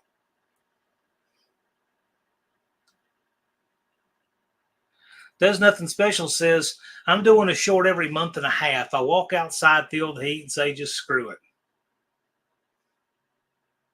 Okay.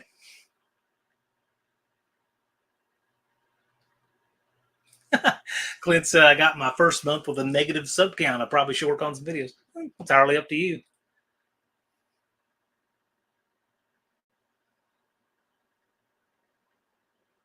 Keyhole camera. I actually had a broken lens protector on this one. And so you can probably see that. 2 of them have a lens protector, one of them doesn't. So I'm going to replace it individually.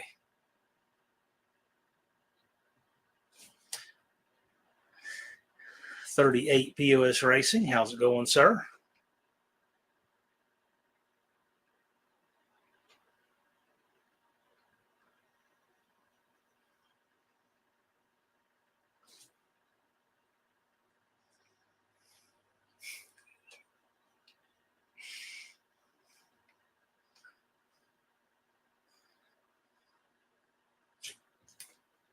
I think we got it, Lee. Yep. Yep, you got it. Easy as that.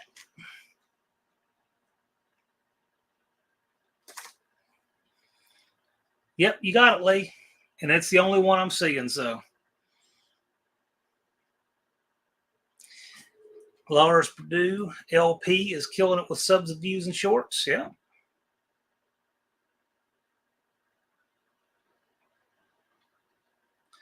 Max Wedge Dick Dastardly's got to put new front rims and tires on tonight. Sounds like a fun job to start at 9:32 in the East. 38 said was 61 something days. Yeah, it's 61 days, 2 hours, and 26 minutes.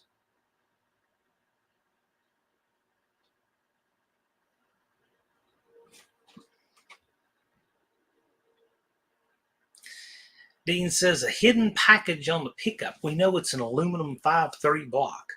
Okay.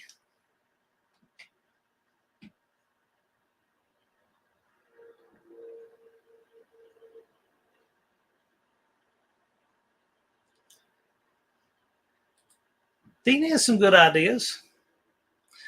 Dr. Go is in the house. Been listening while driving the last hour. Hey, well, glad you could make it.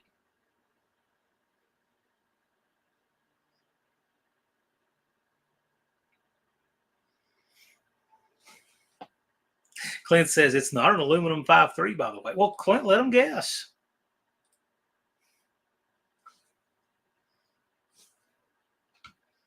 I don't think Clint has it in him to run an aluminum 5.3. It's not a very Clint Street Machines type motor.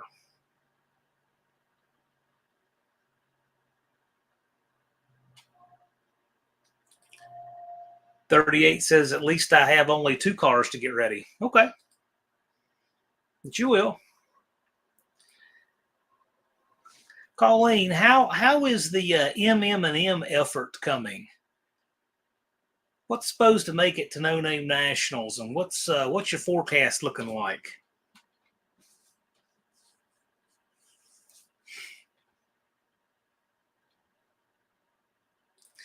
Clint says I can't do it too mainstream. Yeah, I would agree with that.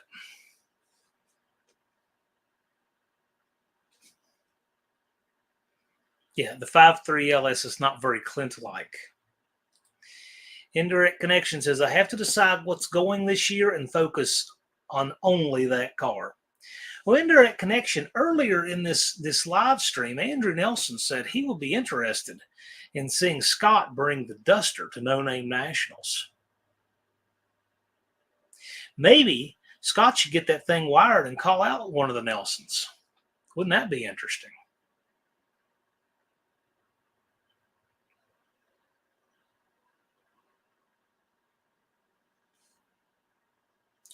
Well, Thumper, whatever you come up with sounds great.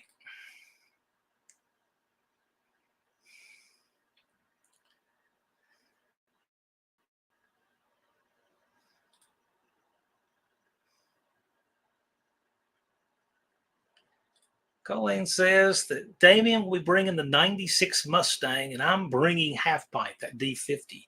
So no 71 Dart this year, but bringing a 96 Mustang and bringing Half Pint. Okay. Driving the Mustang trailer and Half Pint, I'm assuming?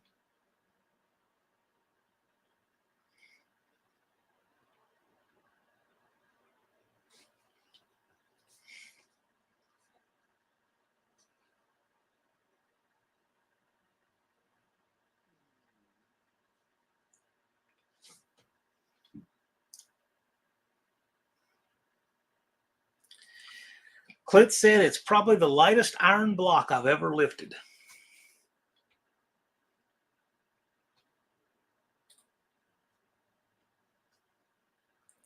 Well, I wish I could say that. I unloaded a 360 and a 440 out of the van. That 440 is heavy. I looked up just kind of what people say on the internet. It's about 220 pounds with caps.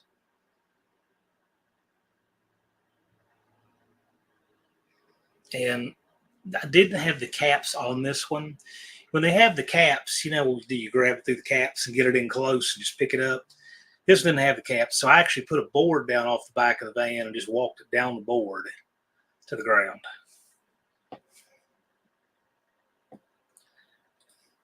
So Colleen's going to drive the D50 to Sykeston. With what power plant? What are we going with in that? It's 318 of some kind, right? Yeah, that's heavy. Yeah, that 440 block's not light.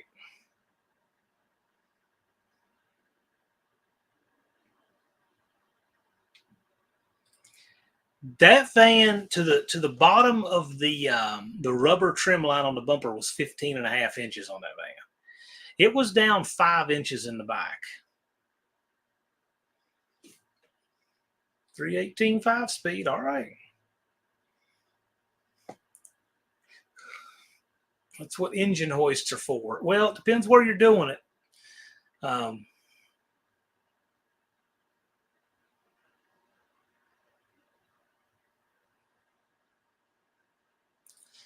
So Auto Salvage Outlaw sold my Chevy and my house, and T-Bird is for sale. So you sold your house? Are you living in your T-Bird?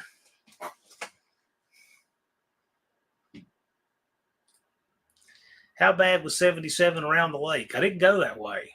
I went down the way you suggested. Went down 321.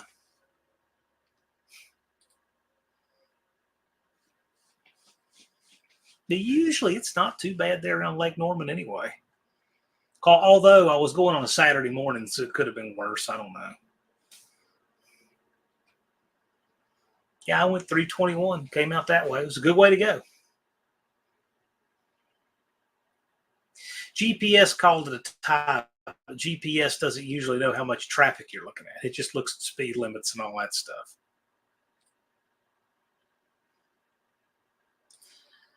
Lars says that'll buy a bunch of nanner pudding ASO.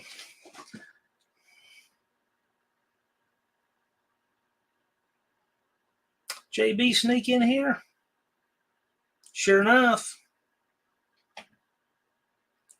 Glad you could make it.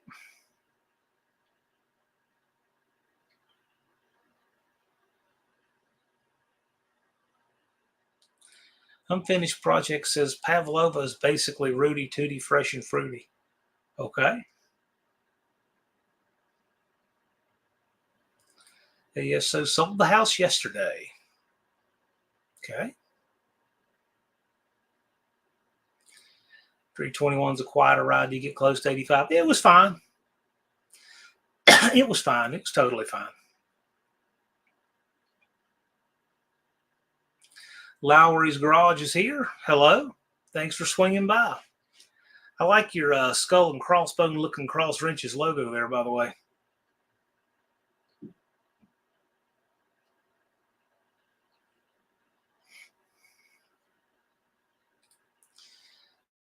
Zero G says to Colleen, just subscribe, bring on the D50 videos. Right on. One-Eyed Cat says, if we are giving updates, we've decided on going to Plan B. What's Plan B? What is your Plan B, Don?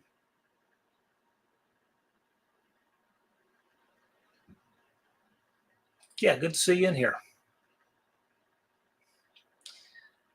Lowry, appreciate you being here.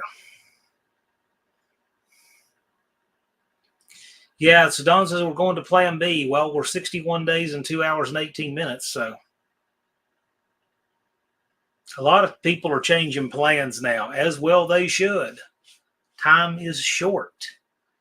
Next week, that's going to be in the 50s. It'll be 55 next Friday. I can predict with 100% certainty that the number back here will be 55. 55, 48, 41, 34. I mean, it ticks away fast. Before you know it. So if you take a week off from getting your stuff ready, man, I mean, you know. So Don is saying we're not getting the new 440 this year, so going to go ahead and convert to 2 4s. Okay. Gotcha, man. Well, hey, it's progress, right? Get that all sorted out. Put it right over on the new one. Tapped out, heading to bed. All right, man. Thanks for swinging by. Appreciate you being here. 55 degrees would be great. Too cold. I'll tolerate this 70s stuff. I like it hot, but, you know. I like it hot, you know, in the desert where it's hot, but it's dry. Dr. Goes said, shout out to Lars for giving me helpful tips on my shorts. Been trying to put up shorts like one-a-day vitamins. Yeah. That, I'm telling you, that's the trick. Hot Rod Guy Garage says, I'd be happy with 70 to 78. Quite particular, aren't you? Dr. Go's a rock star. Dr. Go's got a good attitude. He's a can-do guy. Mom M3, 98 degrees plus sucks. So I tell you, I took a class one time called Surgical Speed Shooting.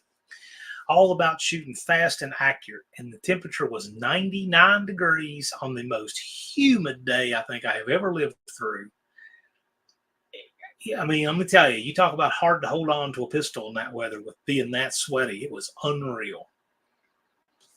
Ridiculous. Thumper says, Kuwait and Dubai are special kind of hot. Feels good when it's not humid. Yeah, I'll tell you what.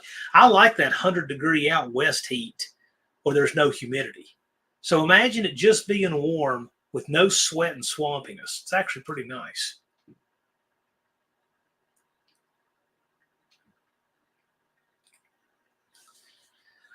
One-Eyed Cat says, I'm sure 2x4s will get me in, 2 4-barrels will get me in the 9s. That's all I want for this year. Yeah, you never know. I tell you what, I think your car, I think that one huge improvement you can make on that car, Don, is putting your 2 4s on there, getting your air fuel right, and getting the timing right. Be a big deal. If you want me to walk you through getting a mark on your balancer so that you can time it, I can help you do that. It's not hard to do. It's exactly the same as checking where your mark is. Now, I'll tell you how I do it. I make a piston stop out of an old spark plug, and then I turn the engine each way till it hits the stop, and I make a mark, and I cut a piece of paper to fit between it, take the paper out, fold the paper exactly in half, and now you've got your mark right on the center. You have a true top dead center. Measure the diameter of the balancer. You can put timing tape on it. There's a lot of ways you can do it.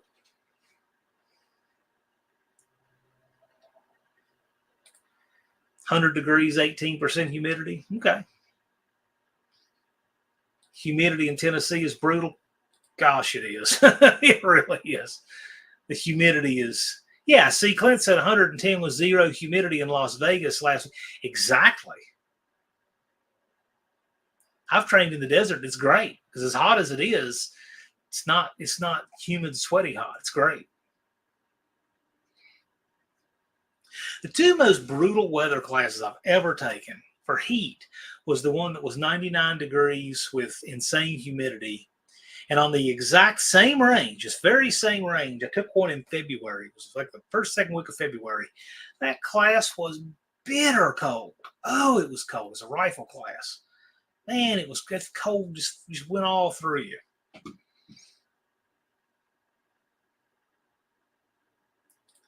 Dr. Goes to like spark plug paper. Yeah, that's how I do it.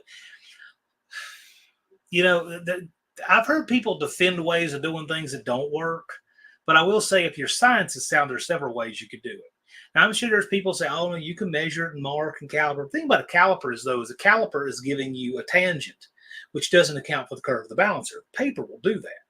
So if you make a stop and you go each way and scribe a mark, and then you take your paper and cut it right on your scribes with a razor blade, if you fold that paper in half, you'll have a perfect center line.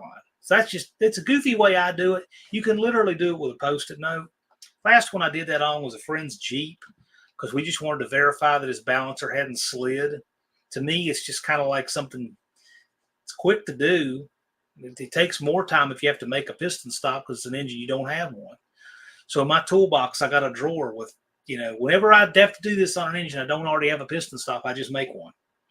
And the worst part of making a piston stop is getting that ceramic stuff out of the plug. But once you have that outer shell, it's easy. Just thread your bolt in there. Brass bolt would be great if you have it. But you can use a steel bolt. You just got to be really, really careful. You don't want the compression slamming the top of the piston into that bolt because an aluminum piston hitting a steel bolt, what do you think is going to win? So brass bolt, if you have it, is great.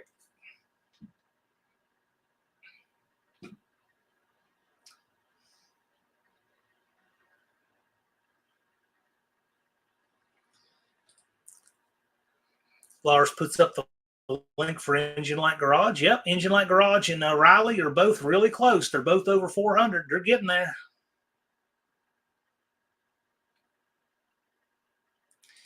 Engine Light Garage tells Lars, hope you don't sleep at the light. Are you going to have a Ranger versus S10 showdown?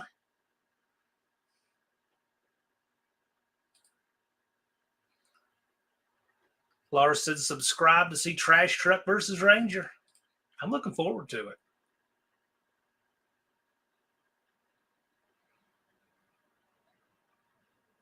I like some of these contests that are not known for their blistering speed.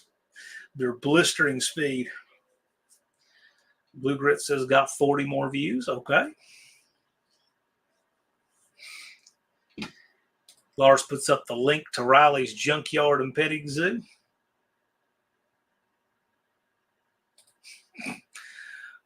Tall misses Levi. Hey, somebody should message Levi and say that Tall Garage Ken misses him. Still another 12 minutes for those two to spar. Lars is going to be so up on the tree, he's going to set his alarm clock. Hard to beat me. Sleeping at a light. 38 says, cleaning out the spark plug's easy. Grind off the crimp, cut the ground strap to 3/8 and tap through. You can. Yeah, that's a good process. Thousands don't do that. Well, don't troll him. You might make him appear. Blue Grit says picked up 2 subs while watching. Thanks. Yeah, man, just keep at it. Keep at it. I'm telling you, content every day, man, you're going to get it. Dr. Goes says some shorts get 3,000 to 4,000, others gets 5. Yeah, that can happen. Here's the thing. When you're ones that get 5, go back and work on the title. Just change the title. It's probably your title why it didn't get any views. Do you want help with that? let us know. Several of us can help you with the title. Anytime I have a short fall flat and I go back and tweak the title, it almost always results in it getting a lot more views. Just about every time. That paint can short is a perfect example. I changed the title to "Would you use this paint?" Oh, it got 10, 12,000 from doing that. Seriously, try the title change, report back. You watch. Unfinished Project says only 9 Saturdays until the No Name Nationals 2024. So if your day to work is Saturday, you have 9 of them. That's it.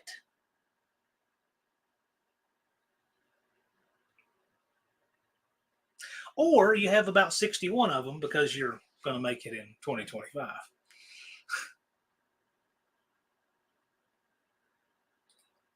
Engine Light Garage is not sure what the trash truck runs, but I know for sure the Ranger's never been on the track. Well, yeah, we're going to find out, right? Zero G says, got the brass drilled piston stop in the early 80s, part of the Crowder. Yeah. Look to buy another and can't find it being made now. Well, you can make one out of an old plug. Sure can. Gut an old plug and tap it for 3/8. Put a brass bolt in it. Works just fine. Titles with a question work good. Yes, they do. If you notice, a lot of my shorts had goofy question titles that you know darn well I knew the answer to, but it's interesting the answers people will proffer. Some of them are downright ridiculous, but they get a lot of engagement, a lot of views.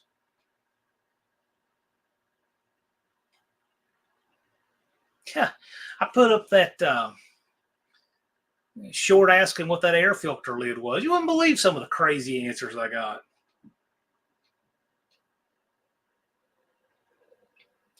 All right, later, Colleen. Thanks for coming by tonight. We appreciate you. And I'll put this out one more time. The link is pinned at the top. New banners in the store now, 44 by 9 inches. Nice single-sided, outdoor grade grommets. $30 shipped in the lower 48. And if you're outside that, we'll figure out what you need to get it there.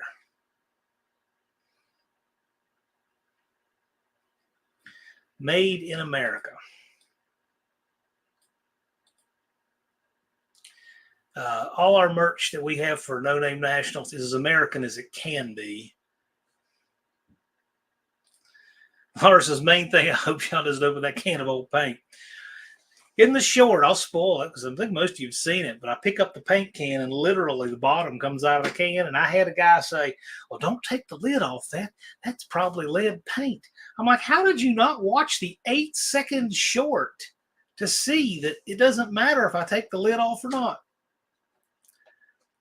It's amazing the people you encounter on YouTube. Unfinished Project puts up the link for Dean Stevenson and Dougster Wolverine Garage. Dougster in here? Did he sneak in? I didn't see him.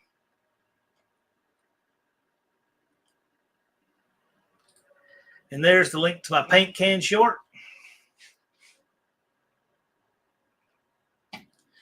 Dawn, get there. We'll get there.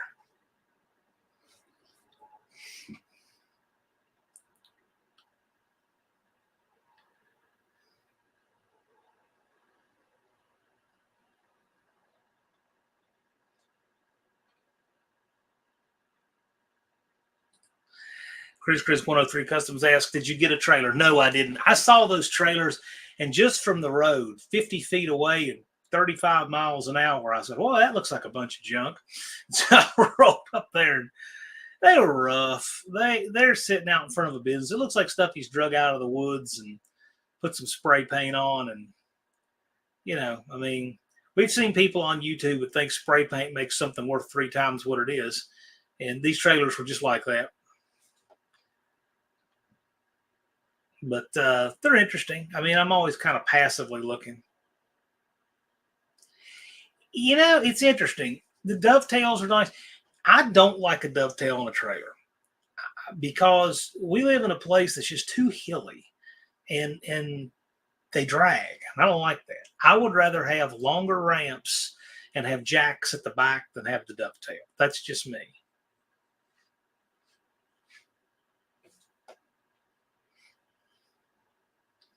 I prefer a flat one, and with the torsion axles, they sit low enough that it works just fine.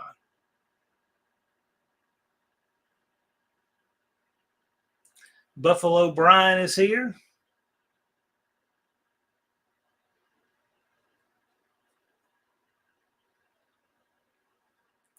Danny Boy says, but my truck is starting to look good, though. Right on, man. My dovetail raises. I don't know. I just know when you don't have much clearance back there at the back, they drag on a lot of stuff here, and it's brutal.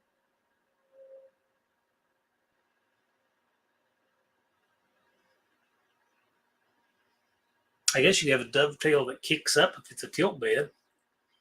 I don't like those either. They wind up being too long. I'd like to have like a 16 or 18 foot trailer. I'm really thinking about doing aluminum. I know it's crazy expensive, but man, saves 1,000 pounds, off your trailer.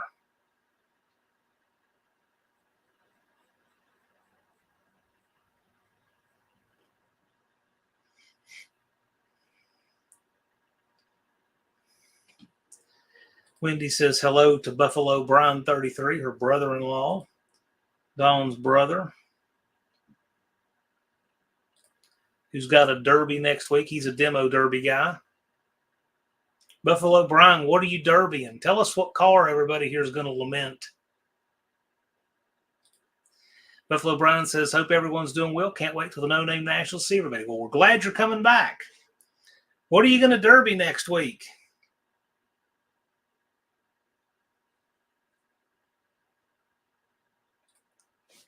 Blue Grid says, I have a dovetail and has rubbing problems. Don't want a race car anymore.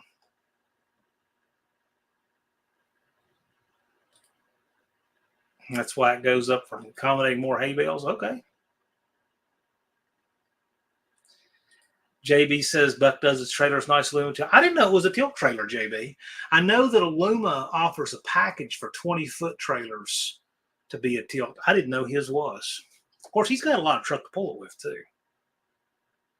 Thumper says my trailer is 1,800 empty, made out of a John Deere spring tooth chisel plow. I don't even know what that is, but that sounds very thumperish. Clint says, I have a troll, Dino. Go get him. Beckerwood Customs, what's going on, Aaron? Glad you're here. Lowry says, how fast can you be at the No Name Nationals before you have to have a cage? I would recommend you go to nonamenationals.com, go down to the bottom. The AHRA rule book is there. Can't remember off the top of my head, but it's somewhere in the 6s. If you've not run at the track before, you probably don't need to ask the question. You're probably fine. Buffalo Brian will be derbying a 1990 Crown Vic with a 350 Chevy motor. I'll take things we'll never miss for 200, Alex. Indirect connection. Jason's hopping out. Yep, we're just about at our time. We literally only have, 75 seconds left. LP94 puts up the link to Buffalo Brian's short on Don's channel, so you can check it out there. ASO says, I got a bunch of trolls. Some people do, some people collect them.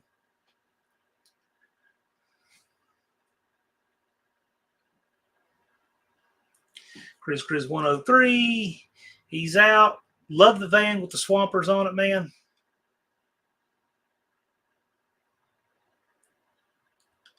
At least Brian has the right engine. Yeah, for derby work, I guess it's all right. What are you running, a TH350 transmission, Brian? If you run a torque flight, which you wouldn't behind a 350 Chevy, but if you did, Cope is now making a demo derby valve body that keeps the low reverse band on, so it just goes neutral to first. which is a really neat idea for your derby car. Makes it more reliable, so less chance of breaking that band. And because the low reverse band stays on, it also keeps you from hurting your sprag. So you're not shifting down through driving too and whatnot. So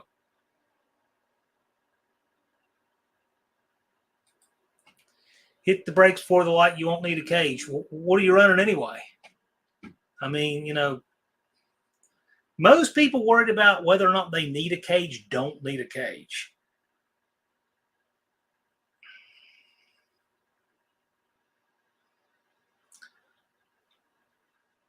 Nohawk says hi to Cope. Cope in here? Figured he was at his cottage.